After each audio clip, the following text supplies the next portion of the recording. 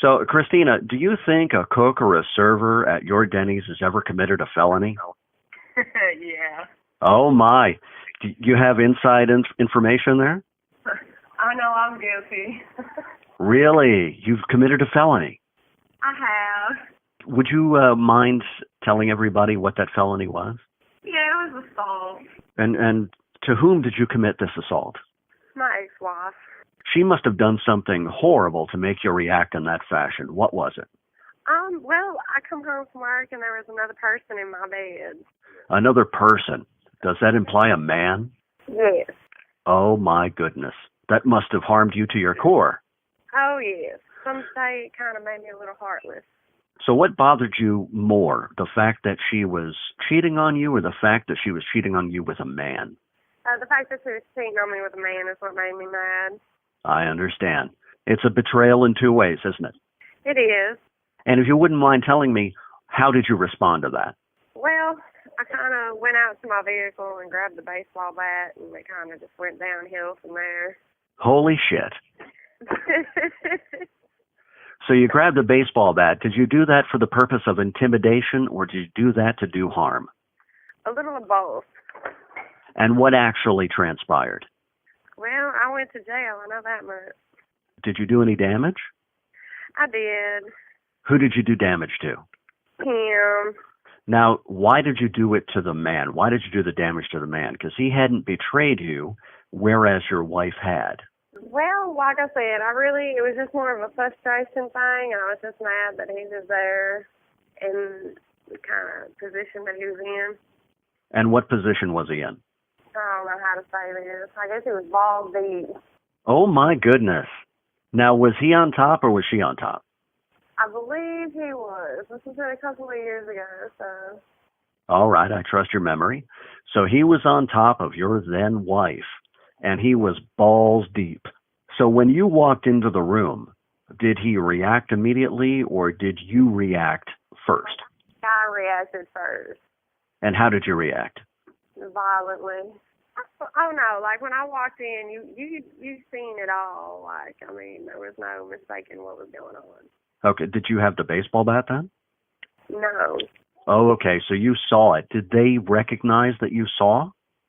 Not at first, I don't think, because they just didn't even bother to stop or anything. Wow. And so that disrespect must have fueled your fire even more. Oh yes. So once you saw that he was balls deep on top of your then wife, you went back to your vehicle and you got the baseball bat. Mm-hmm. So then you came back into the room, and immediately upon entering the room, what happened? What I remember before the cops showed up, I kind of just started swinging. And you were swinging the bat at him? At first, I was just swinging. So indiscriminately, just swinging the bat? Oh, yes. Just out of frustration? Oh, yes. And who did you make contact with first? Him. Was that because he was on top, or did you intend to go after him? No, I think that's because he kind of jumped in front of the bat trying to get to his clothes. Did he react to you entering the room or to the bat? I think he reacted more to the baseball bat. I would react to a baseball bat before a woman any day. No offense. Okay, so once he started going for his pants, toward his clothing, did you relent? No, once I realized that I hit him, I kind of just played outside to the police. Where did you hit him? Hit him in the back of the head. I know that I busted his head and he had to have 27 stitches. Wow, that's a lot of stitches. Yeah. You know how to do some damage. Well, I used to be a professional boxer, so yeah, I hope so. My goodness, you're not somebody to be trifled with. He picked the wrong wife to mess with, didn't he? Yes. Okay, so after, and I want to go back to the boxing there if you don't mind, but after he got his clothes on, you stopped swinging and you waited for the police. Mm-hmm. So once the police got there, how long did it take? It really didn't take long. They kind of spoke to me first, and I told them what had happened, and they automatically put me in cuffs and took me on to jail. Who called the police? The neighbor upstairs. From the noise, I guess? Yeah. So they just heard a noise and they just automatically called the police. I used to live in a gated community, so it's kind of real quiet. So anytime there's a loud ruckus, that's the first thing the folks do is call the police. Christina, I never would have called the cops on you.